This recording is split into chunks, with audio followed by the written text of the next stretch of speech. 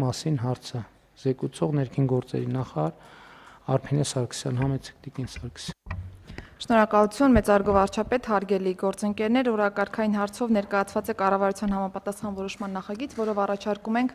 այս ոլորտում որոշ փոփոխություններ անել։ Մինչ փոփոխություններին անդրադառնալը ես ուզում եմ հատուկ ընդգծել այն հանգամանքը, որ հաշվառման քննական ծառայությունների շրջանակներում մենք անընդհատ շարունակում ենք երկխոսությունը քաղաքացիների հետ, պարոն վարչապետ, եւ առավելապես քաղաքացիների եւ նախարարության միջև տեղի ունեցած երկխոսության շրջանակներից դուրս ենք բերում լուծումներ եւ դրանք արդեն տարբեր փաթեթների շրջանակներում փորձում ենք կարգավորել։ Առաջին լուծմանը անդրադառնամ, առաջինը վերաբերում է թվայնացման մեր հանձնարարության շրջանակներում այս ոլորտում արդյունավետ կառավարում երաշխավորելուն, ինչի մասին է խոսքը։ Այս պայծրությամբ շատ ենք ունենում դեպքեր, երբ որ օրինակ բժշկական հաստատությունների, կոնկրետ այս դեպքում Արմեդի հետ ինտենսիվ կապի բացակայությամբ պայմանավորված շատ հաճախ մենք շարունակում ենք վարելու իրավունք տալ այն անձանց, որոնք օրինակ կարող են թմրաբանական կամ հոգեբուժական հաստատությունում հաշվառում ունենալ եւ հնդածս երբ որ բացահայտում ենք այդ հանգամանքը նոր միայն դադարում է վարորդական իրավունքը, բայց այս պայծրությամբ փոխգործակցություն ենք երաշխավորում Արմեդի հետ, երբ որ կկարողանանք ըստ այդմ ավտոմատ եղանակով այս հանգամանքները բացահայտել եւ անգամ երբ որ քաղաքացին չի գալիս հաշվառման քննական ստորաբաժանում, բայց մենք ազդակ ենք ստանում Արմեդից, այս դեպքում արդեն սա հիմք է հանդիսանալու իրավունքի դադարման համար։ Երկրորդ փոփոխությունը վերաբերում է տեսական քննությունը հանձնելու պայմաններում դրա դրական արդյունքը պահպանելու ժամանակահատվածին։ Այս պայծրությամբ տեսական քննությունը դրական ստանալու պայմաններում 1 տարի ժամանակ ունեն մեր քաղաքացիները, որպեսզի կարողանան գործնական քննությունը հաղթահարել, պահպանելով տեսական քննության արդյունքները, բայց պիտի փաստեմ, որ վերջին տարիներին հատկապես բավական մեծացել է հաշվառման քննական ծառայությունների դիմելիության թիվը, աճ ունենք բավականի եւ հերթերի կառավարման տեսանկյունից շատ հաճախ այս մի տարին բավարար չի լինում անձանց դիմելու եւ նաեւ գործնական քննությունը հաղթահարելու։ Երկրորդ իրավիճակում օրինակ շատ են դեպքեր, երբ որ գործնական քննություններից բազմաթիվ են բացասական արդյունքները եւ կրկին մի տարի ժամանակահատվածը բավարար չի լինում այս տեսանկյունից եւ երրորդ իրավիճակը շատ են դիմում նաեւ այս տեսանկյունից քաղաքացիները 1 տարվա կտրվածքով չեն հասցնում ավարտել օրինակ ավտոդպրոցներում իրենց ուսումնառությունը եւ խնդրում են որպեսզի հետաձգվի քննությունը։ Սա շատ դրական ազդակ է այս տեսանկյունից, որովհետեւ սկսել են ավելի պրոֆեսիոնալ զբաղվել վարորդական ուսումնառությամբ եւ նոր միայն անցնել քննությունը։ Մենք նախատեսում ենք, որ 1 տարվա փոխարեն 2 տարի է հնարավոր պահպանել տեսական քննության դրական արդյունքը եւ ազատ հետո արդեն հերթագրվել եւ գործնական քննության համար օր որոշարկել։ Երրորդ փոփոխությունը, որը կրկին գալիս է մեր քաղաքացիներից, վերաբերում է վարելու իրավունքի դեպքում տեսական քննության հարցաշարերին։ Այս պայծրությամբ շատ են քննարկումները, որ մենք օրինակ թեթև մարդատար ավտոմոբիլների համար նախատեսված վարելու իրավունքի քննության հարցաշարում ներառում ենք օրինակ ավտոբուսների վարման հետ կապված հարցեր։ Հիմա դարձնում ենք շատ ավելի իդենտիկ, կոնկրետ կարգին եւ ենթակարգին բնորոշ հարցեր պիտի նախատեսվեն հարցաշարում, որը որ կօգնի մեզ դարձնել ավելի արդյունավետ այս կառուցակարգերը։ Այս փոփոխությունն առաջարկում ենք ուժի մեջ դնել սեպտեմբերի 1-ից, որպեսզի հասցնենք մեր թվային համակարգերը ադապտացնել այս փոփոխությանը։ Եվ վերջին փոփոխությունը, որը կրկին մեր քաղաքացիների հետ երկխոսության արդյունքից է ի հայտ եկել, վերջերս ազգային ժողովի կողմից ընդունվեց օրենսդրական նախաձեռնություն, որով փոխխոսեցինք վարորդական իրավունքից զրկված անձանց վարորդական իրավունքի վերականգնման մոդելը եւ դրա հիման վրա կառավարության որոշումը պիտի սպասարկի այս օրենսդրական նախաձեռնությունը, նախատեսել ենք որոշակի փոփոխություններ, որոնք կօգնեն իմպլեմենտացման փուլը սահուն անցկացնել։ Մեր քաղաքացիները շատ են հետաքրքրվում այս օրենսդրական նախաձեռնության ուժի մեջ մտնելու ժամկետով։ Ես ուզում եմ փաստել, որ հուլիսի 6-ից օրենսդրական նախաձեռնությունն ուժի մեջ է մտնում եւ մեր մնացյալ ընթացակարգերը, որոնք որ նախատեսված են, արդեն մտնում են process-ի մեջ եւ կարող են դիմել, իհարկե պահպանելով բոլոր ընթացակարգերը։ Շատ կարճ թերևս այսքանը, պարոն վարչապետ, շնորհակալ։ Լավ ասեցիք, որովհետեւ արդեն նամակներ եմ ստանում, ասում են, ընտրություններից առաջ բան խոստովիկ ընտրություններն անցան մոռացակ, էլի խաբեցիք քաղաքացիներին եւ այլն։ Հիմա երբ է ուժի մեջ մտնում։ Հիմա հուլիսի 6-ից, պարոն վարչապետ, օրենսդրական նախաձեռնություն ուժի մեջ է մտնում եւ երկու իրավիճակ կարող ենք ունենալ։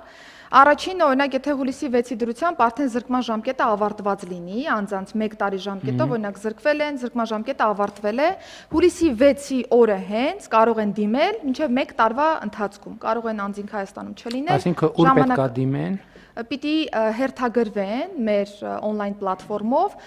օր վերցնեն կոնկրետ վարորդական իրավունքի վերականգնման համար եւ այցելեն հաշվառման քննական ստորաբաժանում,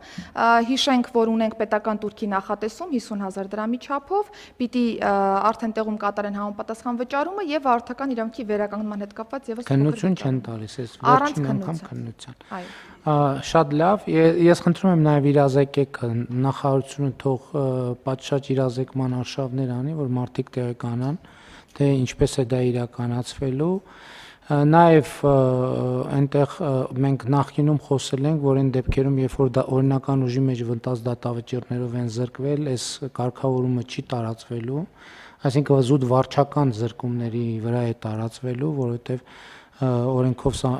օրինական ուժի մեջ մտնած դատավճիռների դեպքում դա լուծելի չի, այն ժամանակ էլ մենք մարդկանց ասել ենք, բայց այդպիսի դեպքերը շատ չեն, 90%-ը ավելի, քան 90%-ը չէ, ճիշտ եմ, չէ՞ հիշում։ Մնացած մասով էլ այդ թեմայով էլ իհարկե ես տասնյակ նամակներ եմ ստացել, եթե ոչ ավել, այդ բոլոր իրավիճակների, որը վերահասցեագրել են բոլոր նախարարին։ Իհարկե այստեղ կա երկու նրբություն։ Առաջինը ակնհայտ է, որ մենք պետք է ճանապարհային երթևեկության անվտանգությանը ավելի ու ավելի մեծ ուշադրություն դարձնենք եւ ունենանք սկզբունքային դիրքորոշում,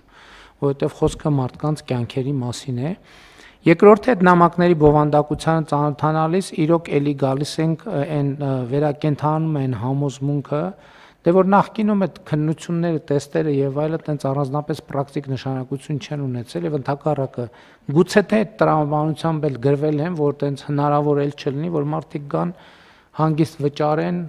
բոլորը գոհ ու երջանիկ լինեն, բայց քանի որ մենք հիմա մտել ենք իրական քննությունների փուլ, մարդիկ կան, որ իրոք նկարագրում են իրավիճակներ, որ նայում ես, ասում ես իրոք, ստեղ մի քիչ տրամաբանություն են չի, եւ ես դեռ ամիսներ առաջ նախարարին հանձնարարել եմ, որ մենք անընդհատ աշխատենք, որպեսզի այդ տեստերը, իրանց որակը, հարցերը, քննությունների ընթացքը բերենք տրամաբանական ճիշտ վիճակի, որ մեր անվտանգության համար մեզ անհրաժեշտ ստանդարտից ոչ մի միլիմետր ներքև չլինեն, բայց տրամաբանության շրջանակներից էլ դուրս չլինեն, բայց էդ էլ է պետք ասել, որ մենք այստեղ էլ զգուշ ենք, չենք վերցնում ուղղակի sense տողերով ջնջում, որ վերջում էլի կանգնենք նույն կոտրած տաշտակի առաջ եւ համբերատար պետքա այս process-ը սա մի որոշում է, բայց պետք է արձանագրենք, որ հավանականությունը մեծ է, որ սա վերջին այսպիսի որոշումը չի, որովհետև մենք անընդհատ պրակտիկ իրավիճակներից, այդ թվում քաղաքացիների արձագանքը, հական դեպքեր, որ նայում ենք, ասում ենք, հա, տենց էլ պետք է լինի, որովհետև պետք է լուրջ վերաբերվել, բայց կան դեպքեր, օրինակ այն ձեր նշած վերջին դեպքը, երբ որ մարդը գնացել է X մակարդակի կամ X որակավորման վարորդական իրավունք ձեռք բերելու, բայց մենք իրան մտցնում ենք մի փաթեթի մեջ, որ ինքը պետք է մի անգամից ավտոբուսի, չգիտեմ, վերամբարձ կռունկի եւ այլնի ստանդարտի հարցերի պատասխանի, մինչդեռ ինքը չէ ուզում դա։ Հետևաբար այս հարցը պետք է բաժանել, եթե ուզում է, շատ լավ ուզում է, բայց մենք կանխավարկածով չասենք, որ դու այս շրջանակը պետք է բան անես, քննություն հանձնես, որ քեզ թույլ տանք սեդան մեքենա վարես, եւ կարծում եմ սա լավ բարեփոխում է, բայց ելի եմ ասում, մենք այն կանխավարկածով չենք, որ վերջ լուծեցինք այդ հարցը, եւ այն կանխավարկածով էլ չենք, որ ուղղակի պետքա բռնել տողերը ջնջել։ Պետքա հենց երկկողմ պետքա շատ խնամքով վերաբերվել, որպեսզի մենք նաև երթևեկության անվտանգության մեզ համար անհրաժեշտ եւ ցանկալի ստանդարտը կարողանանք պահել։ Խնդրեմ, պարոն Պապիկյան։ Շնորհակալություն, Տիկին Սարգսյան, դուք խոսեցիք Արմետ համակարգին միանալու կամ հասանելություն ունենալու մասին։ Ինձ հետեւյալ հարցն է ուզում, արդյոք նախագծի շրջանակներում կարգավորվում է այն հարցը, որ պարտադիր ժամկետային զինծառայությունից տարբեր հիվանդություններով ազատված քաղաքացիները, ովքեր վարորդական իրավունք են ձեռք բերում կամ ձեռք են բերել, իմանան, որ այսուհետ այն հիվանդությունները, որոնք հակացուցված են, այսինքն վարորդական իրավունք ունենալու, օրինակ հոգեկան խնդիրներով, տարբեր աշճանի տեսողության խնդիրներով կամ այլ հիվանդություններ, բայց նրանք ունենում են վարորդական իրավունք իրենց բոլոր հետևանքներով։ Սա մի կողմից բանակից զարտուղի ճանապարհով ազատվող մարդկանց համար կլինի դաս նաև, որ իրենք չեն կարող մեքենա վարել երբեք, եւ մյուս կողմից այն մարդիկ, ովքեր իրապես հիվանդ են, նրանք էլ կիմանան ուղղակի, որ իրենք մեքենա վարել չեն կարող։ Պարոն Պապիկյանը անդրադառնում է ասենց մի իրավիճակի, որ մենք հնդածս բացահայտեցինք, որ մարդիկ տարբեր հիվանդությունների պատճառաբանությամբ ազատվել են ժամկետային զինծառայությունից Եվ այդ հիվանդությունները անհամատեղելի են վարորդական, մեկ էլ տեսնում ենք այդ մարդիկ վարորդական իրավունք ունեն։ Ասում ենք, բայց ոնց, ուրեմն ստե մի բան այն չի։ Եվ հետեւաբար թվայնացումը ստեղել այդ հարցը պետք է լուծի, եթե միտեղ արձանագրվել է, որ այդ խնդրեմը կա, այդ արդեն այդ անձի պրոֆիլում պետք է կարմիր լույսը վառի եւ ավտոմատ արգելք դրվի, որ այս մարդը չի կարող ունենալ, ասենք, վարորդական իրավունք, մինչև այս խնդիրը պարզաբանված չի։ Հիմի այս հարցերը այդ համատեքստում մենք կարող ենք լուծել։ Նախաձեռնություն ըստ էության բոլոր հարցերը փարատում է, պարոն Պապիկյան, այս մասով, որովհետև մեր խնդիրն էլ այդտեղից հենց գալիս, որովհետև տեսնում էինք, որ պարեկները հանդիպում են ճանապարհներին այնպիսի անձանց, ովքեր որ պլատֆորմով երևում են հոգեկան առողջական խնդիր ունեցող կամ թմրաբանական հաշվառում են ունեցել, բայց մինչ այդ պահը որևէ ձևով հասանելի չի դարձել նախարարության համապատասխան ստորաբաժանմանը տեղեկատվությանը, իսկ այս պայծրությամբ արդեն ավտոմատ ամբողջովին տվյալները կթվայնացվեն անընդհատ, Արմեդում երբ տվյալ գեներացվի, դա ավտոմատ մեզ հասանելի կդառնա եւ կարմիր ազդանշանի ճակերտավոր ասված հայտնաբերման դեպքում ավտոմատ կդադարի իրավունքը, եթե օրինակ այցելի այնպիսի անձ, ով մեր պատկերացմամբ որևէ խնդիր ունի առողջական, նույնիսկ Արմեդ, այսպես ասեմ, ուղեգրման ռեժիմով ազդակ ուղարկելու հարցել ենք դրել մեր առաջ, որպեսզի որևէ քաղաքացի տեսադաշտից բաց չմնա, անկախ նրանից, թե ինչ գործարքի համար է եկել նախարարություն։ Դե օրինակ թվայնացում, երբ որ դիմադրության է հանդիպում, նաեւ այս կոռուպցիոն համակարգերի պատճառով է, որտեվ մարդը այն թղթային համակարգում պաշտպանության նախարարությունում բանա, ինքը ծայրահեղ ծանր հիվանդ է, ասենք ենթադրենք բանի ֆինանսների նախարարությունում ինքը կատարյալ առողջ է, սոցիալ նախարարությունում ինքը պատերազմի վետերան է, եւ դա չի երևում, որ ոչ միտեղ չի համադրվում։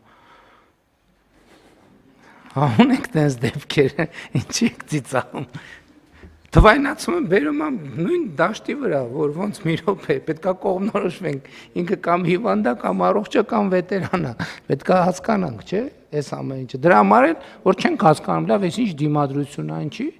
որովհետև այնտեղ մեկը այն թուղթն է տվել, մյուսը այն թուղթը, երրորդը թուղթը։ Ու բոլոր իրենքն էլ գիտեն ինչի համար են տվել այդ թուղթը, ասում են, բա հոբ մի րոպե, այս որ բացվեց, ինչ ենք անելու մեզ։ Ավելի լավ է ուրեմն թող չլինի, ասենք, վայ, դա չի աշխատում, էս սենց է, դա լավ չի, դա հակասում է մեր արժեքներին, ոնց կլինի մարդկանց անձնական տվյալները եւ այլն եւ այլն։ Ամեն ինչ տակ մի հատ տենց պատմություն կա։ Ինչին նայում ես, մի հատ տենց պատմություն կա։ Կան այլ դիտարկումներ։ Համեցեք։ Այդ դիմադրության հետ կապված հիմա էլ նորալիք առաջացել, որ Արմեդին չմիանալ է հիմնավորում են բանով, պետպատվերի եւ առողջապահության ապահովագրության հետ առնչություն չունենալով, բայց մենք դա կանխելու ենք։ Բացառված է, եթե ինչ-որ մեկը Հայաստանի Հանրապետությունում բուժ ծառայություն է մատուցում, անկախ ֆինանսավորման աղբյուրից ինքը պետք է միացած լինի։ Հակառակ դեպքում այս նույն մանիպուլյացիաները կգնան ուրիշ շերտ, ու մենք էլի բաց կթողենք, էլի։ Չէ, այդտեղ պարոն Գրիգորյան, մենք էլ ճկունության կոմպրոմիսի տեղ չունենք։ Պայմանը պետքա դնել ու շատ հստակ կարմիր գիծը քաշել։ Կամ ստեղես, էլ սենց բաներ չկա։ Եվ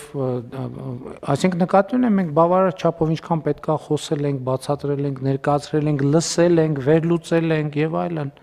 Բոլոր ժամանակները սպառված են։ Պետքա գնալ արդեն լուծումների եւ արդեն այնտեղ որտեղ բավարար չափով խոսել, բացատրել ենք եւ չի ստացվել, ուրեմն պետքա գնալ կոշտ լուծումների եւ արմատական։ Շատ լավ, հարցը դրվում է քվեարկության, ովքեր են դեմ որոշման ընդունմանը, դեմ չունենք, որոշումն ընդունված է։